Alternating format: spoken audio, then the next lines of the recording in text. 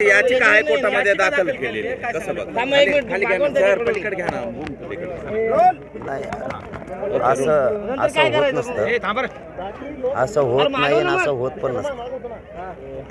कारण शेवटी कायदा आणि लोकशाही सगळ्यांसाठी आहे. त्यामुळं असं कोणी काही उठवलं आणि करल असं होणार नाही. कारण आम्हाला सुद्धा लोकशाहीत अधिकार आहे शांततेत आंदोलनं करण्याचा, आणि आम्ही तिथं आमरण उपोषण करतो आहे. कायदा सुव्यवस्था बिघडत नाही, कारण न्याय मंदिर तर योग्यच न्याय देणार आहे, परंतु ते म्हणतील तसं होणार नाही. त्यांचं स्वप्न आता पूर्ण नाही होणार, कारण मराठी शांततेत आंदोलनं करायला चाललेत. आमरण उपोषण नाही करायचं तर मग काय करायचं? यांनी कधी कायदा सुव्यवस्था बिघडली? मराठ्यांनी जाहीर आवाहन केलं आहे आणि मी सुद्धा केलं आहे, तिथं सगळ्यांनी जायचं आहे तर शांततेत जायचं आहे, शांततेत बसायचं. तुम्ही शांततेत आंदोलन नाही लोकशाहीत करून देणार, मग हे लोकशाही नाही म्हणून घोषित करा. ही याचिका दाखल केली कोण आहे त्यांच्या पाठीमागं असं वाटतंय का काही? नाही हे कोणी हेच मला माहीत नाही, त्याच्यामुळं ज्याच्याबद्दलची अधिकृत माहितीच माहीत नाही त्याबद्दल नाही सांगता येणार.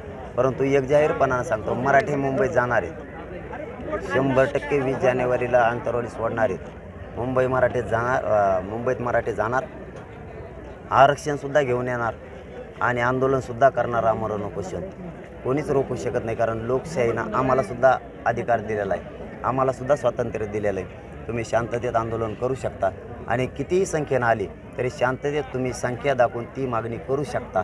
हे आम्हाला कायद्यानंच अधिकार दिलेले. त्यामुळे कुणी किती उड्या हाणल्या तरी त्याच्या उड्या चिखलातच जाणार आहे. प्रकाश तायडे म्हटले की आम्ही डुकरं त्यानंतर गाढवं घेऊन आम्ही देखील मुंबईकडे 20 तारखेला जाणार आहोत, अशा पद्धतीने त्यांनी इशारा दिलेला आहे. कसं पाहता याकडे? आणि तेच मैदान मागितले ओबीसी मेळाव्यासाठी. आणि त्यांना डुकरण बैल कोण नका घेऊन या म्हणलं, येवा ना म्हणा. त्यांना कोण नको आणू म्हणलं, त्याला घेऊन या म्हणा, काही अडचण नाही. आम्हाला काय अडचण, आम्ही आमच्या लढ्यावर ठाम आहेत. ओबीसीतून आरक्षण आम्ही घेणार, मुंबईला आम्ही 20 तारखेला जाणार आणि मुंबईच्या 2 मैदानावर 5-10 मैदान तेवढे आम्हाला लागणार, त्याच्यावर आम्ही बसणार आणि शांततेत बसणार. आम्हाला कोणीच रोखू शकत नाही, कारण कायद्याची चौकट मोडून आम्ही काम करत नाहीत. कायदासुद्धा आमच्या बाजूने आहे आणि आमच्या बाजूनं शांततेत आंदोलन करणार नसेल तर मग ही लोकशाही नाही आहे. प्रकाश जरांगे पाटलांचं जे नेतृत्व आहे ते सर्वांनी मान्य करावं असं प्रकाश आंबेडकर म्हणाले. त्याचबरोबर जे आरक्षण आहे, आरक्षणासाठी जरांगे पाटलांनी वेगळं ताट करावं असं देखील ते म्हणाले. नाही आंबेडकर साहेबांना माझीच अशी विनंती आहे की ज्या मराठा समाजाच्या नोंदी ओबीसी आरक्षणात सापडल्या ते वेगळं कसं घ्यायचं? जे ओबीसी आरक्षणाचंच नोंदी सापडल्या त्यांना तिथंच मिळणार ना, वेगळं का? आमच्या काही नोंदी सापडल्या नाहीत, काही नाहीच आहे, मग म्हणलं तर ते जर म्हणले तर मग ठीक आहे की मराठ्यांची मागणीच खोटी आहे किंवा तुम्ही बळजबरीना म्हणताय द्या. तिथं आमच्या नोंदी सापडल्या 54 लाख, मग आम्हाला तिथंच मिळणार ना. काही केलं तरी तिथंच मिळणार आणि आम्ही तेच घेणार आहेत. बरं, तुम्ही काल असं जाहीर केलं की नोंद सापडली असली तरी मला ते घ्यायचं नाही. मग हा लढाईच त्याचा असला तर तुम्ही का नाकारलं ते? ते काय समाजापेक्षा मोठा विषय आहे का माझ्यासाठी? समाजापेक्षा मोठा विषय आहे का? ती काय माझी निघाली म्हणजे मी काय का असं ही आहे का? सगळ्या गावकऱ्या गोरगरिबांचे निघाले तसे आमची गरिबाची निघाली. मला तर त्याचबद्दल आणखीन वेळही मिळाला नाही विचारायला, निघली का काढली का नेलंय का तेच गेलते याच्यात माहीत नाही. परंतु मी प्रामाणिकपणा सांगतो, माझ्या मराठा समाजाला महाराष्ट्रातल्या शेवटच्या माणसाला आरक्षण मिळत नाही तोपर्यंत मी त्याचा लाभ नाही घेणार. 123 गावच्या गावाभेटीचा दौरा जो आहे तो आजचा 5वा आणि शेवटचा दिवस आहे. कसा प्रतिसाद आहे आणि मुंबईच्या दिशेने अंदाजे किती लाख मराठे, किती कोटी मराठे जाऊ शकतात काय? 2.5-3 कोटी मराठे मुंबईकडे जाणार आहेत. सुरुवातीला जरी थोडे असले तरी मुक्कामाच्या हिशोबानं पुढं सहभागी होत चालणार आहेत की ज्याच्या त्याच्या हिशोबानं. लोक तुम्ही जसं जवळ येईल तुम्हाला 2.5 ते 3 कोटी आकडा क्रॉस केलेला दिसेल. हे शब्द आहे माझा तुम्हाला. कारण आणि गोदापट्ट्यातले जे दौरे सुरू आहेत, माझं इकडे येणं झालं नव्हतं महाराष्ट्रात गेल्यामुळं. त्यामुळे इथल्या लोकांचे आशीर्वाद घेणं बी गरजेचं होतं. महाराष्ट्रातल्या सगळ्या मायबापाचा आशीर्वाद घेतला समाजाचा, म्हणून इकडं आलो.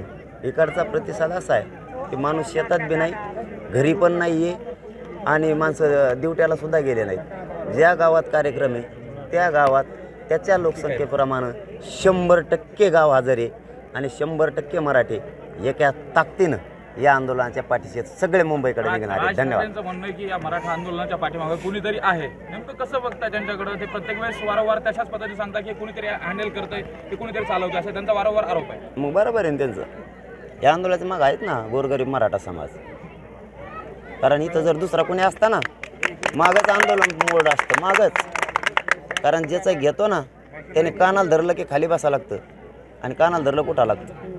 इथं गोरगरिबांच्या मराठ्यांचा कार्यक्रम आहे त्याच्यामुळे इथं सुट्टी नाही. इथं गोरगरिबांनी आंदोलन चालवलं आणि त्यांची ताकद पाठीशी म्हणून हे आंदोलन मोडत नाही, मॅनेज होत नाही, की न्याय घेतल्याशिवाय हटत नाही. यांना आरक्षण सोडून दुसरं काहीच कळत नाही. याचबरोबर माझी सर्व चॅनलच्या बांधवाच्या माध्यमातून विनंती आहे मराठा समाजाला की आपलं जसं सभेला ठरलं होतं तसंच यावेळी सई मुंबईच्या बाबत ठरलेलं आहे की पैसे कुणीही जमा करायचे नाही. आपण आपल्याच गावात पहिल्यांदा जे पैसे जमा केले होते गोरगरिबाकडून आपल्याला जे मुंबईला लागते तेवढेच आपण आपलेच जमा करायचे, कोणाकडून घ्यायचे नाही. जर कोणी घेतले असले किंवा कोणी दिले असले तर त्या देणाऱ्या माणसाने त्याचे पैसे माघारी घ्यावेत. आमच्याकडून कोणालाही आव्हान करण्यात आलेलं नाही हे पैसे द्या म्हणून. अजिबात पैसे कोणी जमा करायचे नाही. कारण हे आंदोलन पैसे कमवण्यासाठी नाही तर गोरगरिबाला न्याय देण्यासाठी. त्यामुळं माझी सगळ्यांना विनंती आहे पुन्हा एकदा परत माझ्या नावाने बॉम्ब लायचं नाही. देणाऱ्याने त्याचे पैसे माघारी घ्यायचे नाही तर माझ्यापुढे उभा बी राहायचं नाही डबल. धन्यवाद. एबीपी माझा, उघडा डोळे बघा नीट.